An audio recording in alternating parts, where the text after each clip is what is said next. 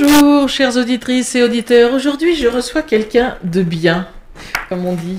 Quelqu'un de bien, si je vous dis Rotaries, est-ce que ça vous interpelle? Non, on va tout vous expliquer. Si je vous dis Stéphane Pidance, président du Rotaries, il va se présenter lui-même. C'est un grand monsieur. À vous la parole. Bonjour Marie-Claude. Bonjour Stéphane. Je suis effectivement le président du Rotary pour cette année 2013-2014. Oui. Du Rotary Club de Saint-Amand, bien évidemment, lequel comporte 35 membres. Oui. Et c'est un tout petit noyau par rapport au Rotary, puisque, comme vous le savez, le Rotary a une connotation internationale. Oui. Et tout est organisé à la manière américaine, en quelque sorte, avec une organisation très structurée, tant au point de vue international que national. Oui. Et le Rotary fonctionne dans quasiment, ou est représenté dans presque tous les pays du monde. Et il est représenté nationalement par district. Et chaque district est ensuite composé de clubs. Oui. En France, on compte environ 33-34 000 Rotariens. Et il y a 1 200 000 Rotariens de par le monde. Voilà. Effectivement. Et qu'est-ce que le Rotary? À quoi sert le Rotary? Alors, le Rotary est un club-service qui a été fondé par Paul Harris, fellow, il y a maintenant quelques années. Et la vocation première du Rotary, c'est pour les participants, se dépasser en faveur des autres. Donner au-delà de ce que l'on peut espérer et donner pour recevoir en fonction de la situation de chacun. Le caractère, bien évidemment, va être un caractère humanitaire avec des grands principes pour le Rotary, des grands principes qui vont être par exemple l'eau à travers le monde, bien évidemment, la femme et l'enfant, l'éducation.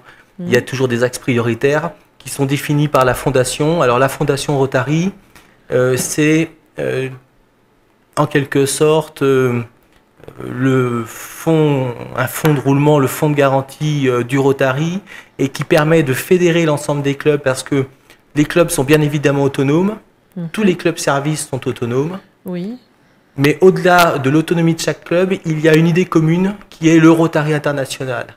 Et chaque club abonde au Rotary International en fonction de ses possibilités, mais aussi en fonction des directives du Rotary International, de manière à créer un fonds commun qui va être destiné ensuite à aider les différents clubs dans le cadre de leurs actions.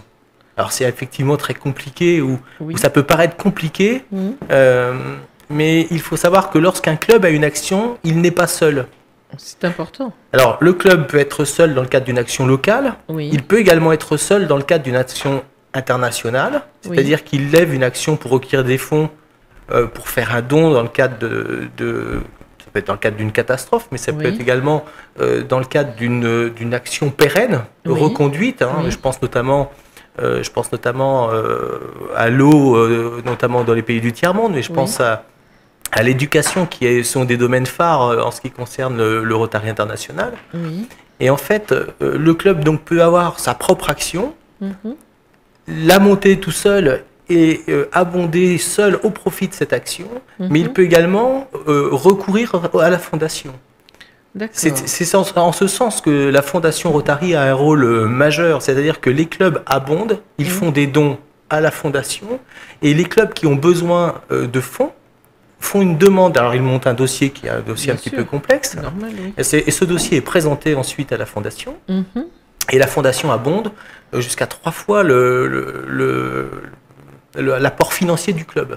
Donc, ce qui permet pour un club qui n'a pas forcément les moyens financiers très importants de lever des actions extrêmement importantes. C'est intéressant, oui, effectivement. Effectivement. Et est-ce que chaque club a le droit de choisir qui elle fait profiter de ses actions, ou est-ce qu'elle doit avoir l'autorisation du siège quelque part? Alors non, en fait, les clubs sont indépendants, il n'y a pas de difficulté. D'accord. Donc ils montent leurs actions. Ils le font toujours dans un axe ou dans le cadre d'une stratégie rotarienne, ça a toujours été. Mais à partir du moment, ils sont en quelque sorte encadrés, mais ce n'est pas vraiment le mot. C'est-à-dire qu'en fait, ils ont un cadre juridique à respecter dès lors qu'ils font appel à la fondation. Dès lors qu'ils font appel à la fondation, le projet du club est examiné, et si ce projet, effectivement, paraît intéressant, dans ce cadre-là, la Fondation Rotary va abonder. D'accord. Alors, ça avait été le cas pour le club de Saint-Amand il y a quelques années, où le club avait monté une action sur l'eau extrêmement importante, et avec un abondement de la Fondation. Ah, d'accord, d'accord. Donc, on parle des actions. Est-ce que vous avez des projets, là, bientôt, des actions à venir Alors, il y a, tous les ans, il y a des actions qui sont pérennes, qui sont reconduites par le club de Saint-Amand. Oui. Et en fait, vous savez que l'année rotarienne est en quelque sorte calquée sur une année presque scolaire, puisqu'elle commence au 1er juillet pour se terminer au 30 juin de l'année suivante. Oui. Ce qui fait que le premier semestre est souvent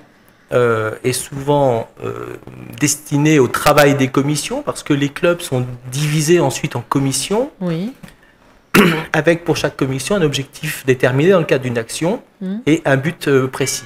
Alors, le club de Saint-Amand a pour son premier semestre travaillé. Il y a ensuite un certain nombre d'actions qui ont commencé. La première des actions qui a commencé et qui s'est tenue a été celle de la journée jeu, ou du tournoi de jeu plus exactement, qui a lieu, c'était le 25e tournoi de jeu de cette année, qui a eu lieu à Orval le dernier dimanche de janvier, et qui a permis de recueillir environ un petit peu plus de 1 000 €. Et cette action était destinée, ce tournoi de jeu était destiné aux actions locales. D'accord. Donc, trois associations locales vont en bénéficier. Elle va permettre également, cette action va permettre également d'abonder à la création d'un interact qui est en cours à Saint-Amand et qui devrait être le premier du district. On en parlera peut-être plus après. Il y a également une seconde action, puisque le club est en marche et à compter de ce deuxième semestre, une seconde action qui a eu lieu le 4 février, qui est une action nationale, qui était Espoir en tête. Alors Espoir en tête, en fait, c'est une action rotarienne nationale en collaboration avec Disney, et on a eu en avant-première un film en projection au cinéma de Saint-Amand, avec Tom Hanks, qui était dans l'ombre de Marie. Nous avons, à cette occasion, fait salle comble. Et c'était une très bonne nouvelle pour le Rotary, d'une part pour le Rotary Club de Saint-Amand, puisque c'est très convivial, c'est une soirée conviviale, on passe un bon moment avec les gens qui participent dans cet objectif. Et cette action a permis de recueillir environ 1 500 € au profit de la recherche contre les maladies du cerveau. Ah oui. Voilà. C'est vraiment important. C'est une très belle action et qui a bien fonctionné cette année et qui est reconduite maintenant tous les ans depuis plusieurs années. Et c'est une action, cette fois-ci nationale, avec un cadre qui permet d'obtenir, de recueillir plusieurs centaines de milliers d'euros au profit de la recherche contre les maladies du cerveau. La troisième action, Marie-Claude, elle arrive le week-end prochain, avec le week-end danse. Alors, le week-end danse, il va être décomposé en 2 temps, mais les 2 temps seront pour une seule et même action qui est Polio Plus. Alors Polio Plus, c'est une action importante du Rotary International. Il faut savoir que le Rotary International participe d'une manière extrêmement importante à l'éradication de la polio. Il y a même à cette occasion un partenariat qui s'est engagé avec Bill Gates. Alors, les fonds et les moyens ne sont pas les mêmes entre Bill Gates et le Rotary International, mais pour autant, le Rotary s'est engagé vis-à-vis de Bill Gates à abonder autant que le fait Bill Gates. Donc c'est une course à l'échelle et ça se compte en dizaines de millions d'euros. Et le but, c'est l'éradication de la polio. Alors il y a quelques foyers qui sont encore difficiles à éteindre en raison notamment des conflits qu'on peut avoir dans certains pays, je pense notamment à l'Afghanistan, et avec des régions qui sont difficiles à atteindre. Mais l'objectif de Polio Plus, puisqu'en fait c'est le nom de l'action rotarienne, l'objectif de Polio Plus, c'est d'arriver à l'éradication de cette polio. Alors à Saint-Amand, nous avons choisi pour y parvenir, ou tout au moins pour s'associer à cette démarche, d'organiser un week-end danse qui aura lieu les 8 et 9 mars prochains, excusez-moi, Oui. à la Cité de l'Or, à la salle Aurore à Saint-Amand. Alors le samedi 8 mars, c'est une soirée dansante avec un repas. Oui. L'objectif est de s'amuser tout en faisant une bonne action. Mhm. Et le dimanche, c'est un thé dansant qui aura lieu salle Aurore. Donc après ce week-end musical et festif, quels sont les projets? Alors le projet suivant vient ensuite, c'est bien évidemment le Salon de la gastronomie. Salon de la gastronomie et des arts de la table qui est organisé le dimanche 23 mars, Oui. salle Aurore et Cité de l'Or. Mhm. On peut peut-être donner un numéro de téléphone si les gens ont envie de réserver pour le week-end de dansant et le repas. On peut peut-être dire qu'ils peuvent appeler Monsieur Daniel Dios. Alors Daniel Dios est effectivement le président de la commission et c'est la Oui. personne à contacter pour les réservations, notamment du samedi soir, Oui, et pour également les réservations du dimanche pour des gens qui souhaitent avoir une table particulière bien sûr. ou bien un sûr. espace réservé qui leur sera attribué avec plaisir, bien évidemment. Donc, chers auditeurs, appelez rapidement parce que comme il y a un repas à organiser, c'est sûr que les gens préfèrent avoir le nombre de personnes qui se présentent plutôt que de tabler dans le vide. Donc, appelez Monsieur Dios au 06 84 33 49 96. Je répète, 06 84 33 49 96. Et le salon de la gastronomie, revenons-y. Là, ça m'intéresse, là.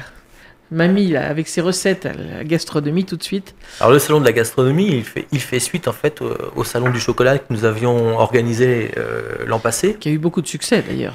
Il y a eu un succès notable avec un peu plus de 2000 visiteurs. C'était extraordinaire ça. C'était un très bon moment. Ah oui, oui, oui. C'était un très bon moment. Je confirme. Et donc on compte le réitérer. Oui. On compte le réitérer avec cette fois-ci une dimension supérieure, puisqu'en fait, mais le chocolat sera toujours représenté, hein, on a toujours un espace chocolat. C'est bien.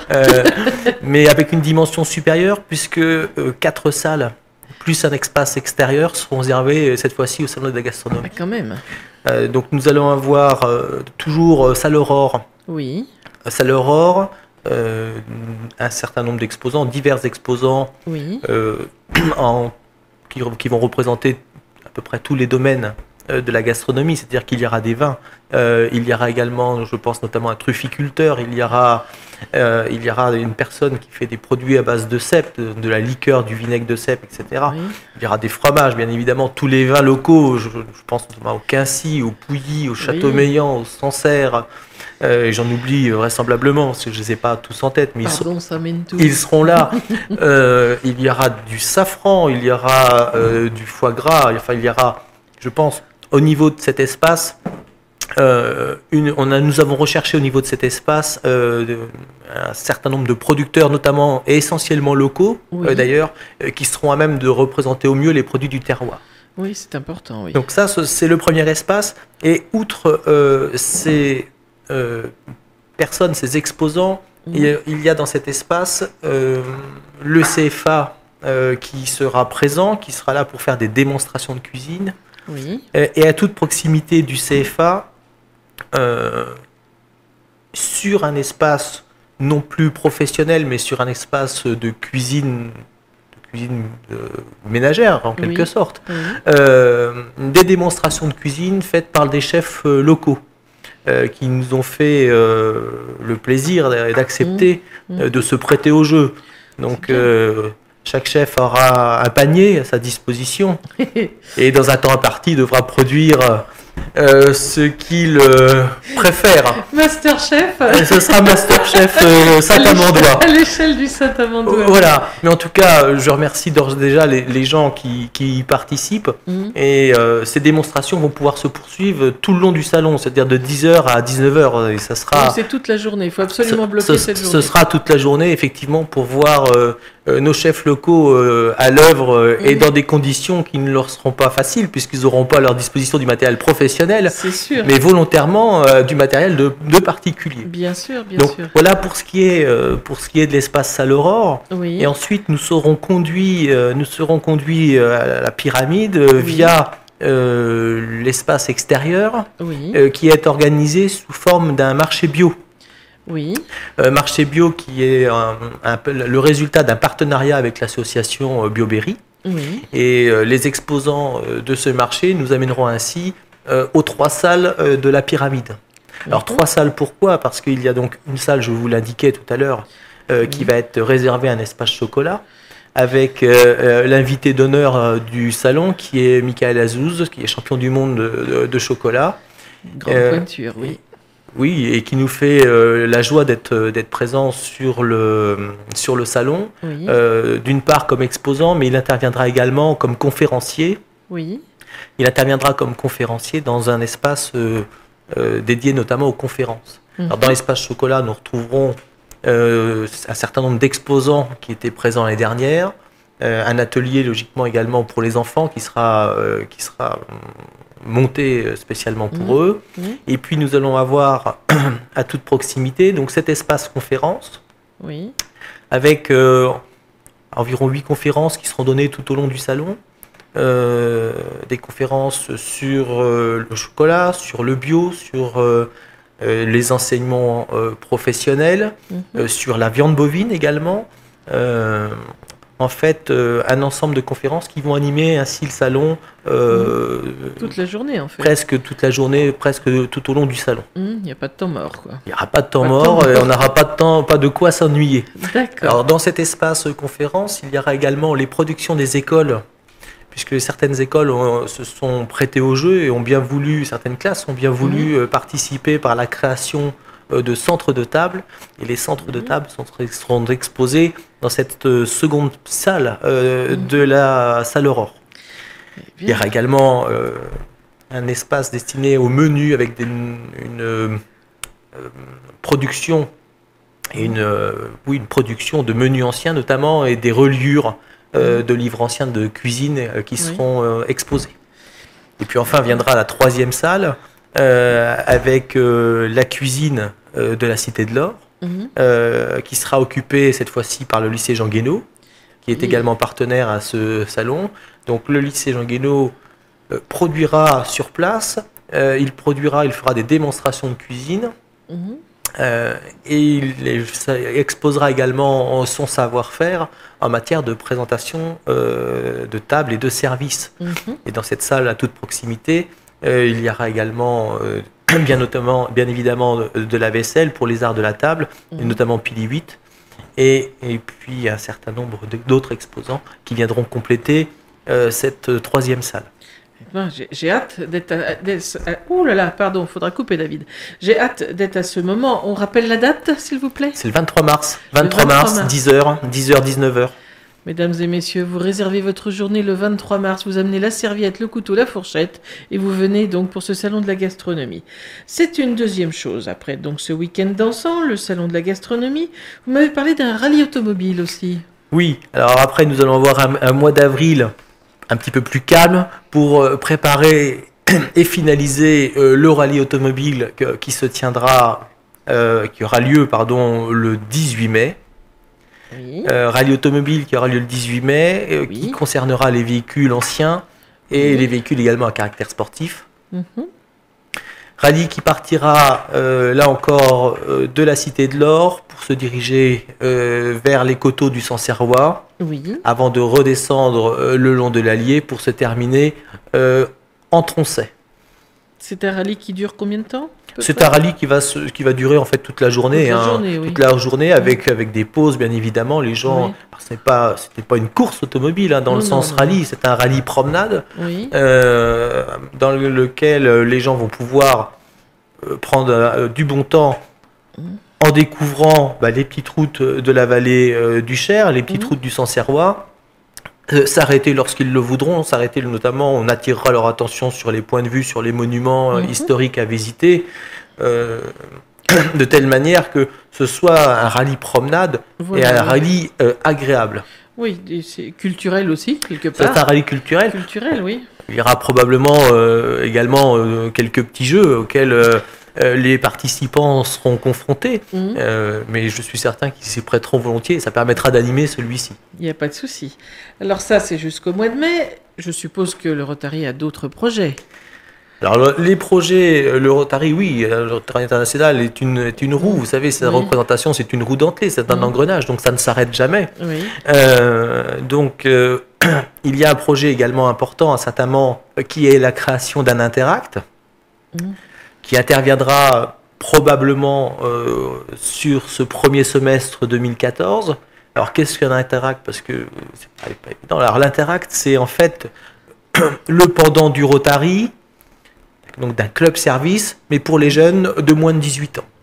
Donc, ce sont des jeunes qui souhaitent s'investir dans un club service à caractère bien évidemment humanitaire, avec des projets qu'ils seront à même de développer, puisqu'en fait l'Interact aura une autonomie totale. Il sera parrainé bien évidemment par le Rotary pour qu'il y ait un encadrement, un esprit rotarien qui soit communiqué, qui soit partagé avec ces jeunes du Rotary. D'accord. Donc cet Interact est en cours de création et j'en remercie notamment Serge Martina qui en est à la tête de cette commission et qui œuvre pour finaliser cet événement dans les meilleurs délais. D'accord. Écoutez, on a déjà dit pas mal de choses. On va peut-être se passer une petite musique là. Qu'est-ce qui vous ferait plaisir? Je vous laisse le choix. Mais je vous laisse le choix. Je suis certain que vous êtes à même de choisir au mieux la musique que les éditeurs apprécieront. Mais je sais ce que vous aimez aussi, donc on va passer peut-être un petit Sissik. Ah, ce serait très sympa. Et je vous dis à tout à l'heure. Alors justement, pour ce rallye automobile, je suppose qu'on peut s'inscrire pour participer. On peut bien évidemment s'inscrire. On peut s'inscrire dès maintenant. Il y a déjà une petite vingtaine de voitures qui sont d'ores et déjà inscrites. Est-ce que toutes les voitures peuvent venir ou c'est oui, limité?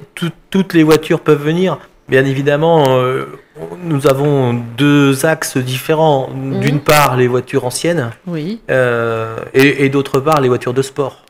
D'accord. Alors si en plus on a une voiture ancienne et de sport, c'est exceptionnel.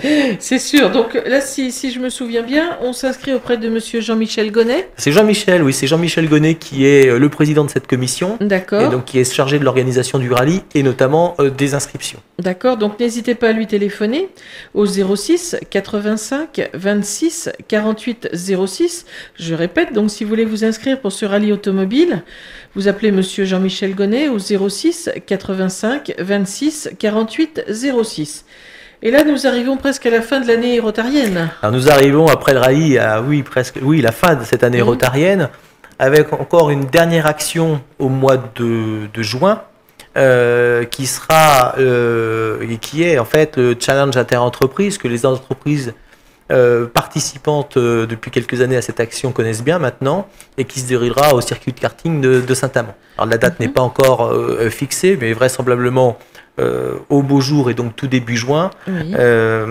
Et cette action, donc, que ce soit le challenge interentreprise, c'est en fait ces actions, le challenge interentreprise, mais également le rallye automobile, ainsi que la salon de la gastronomie, sont destinés uniquement à recueillir des fonds au profit de la Fondation Rotary.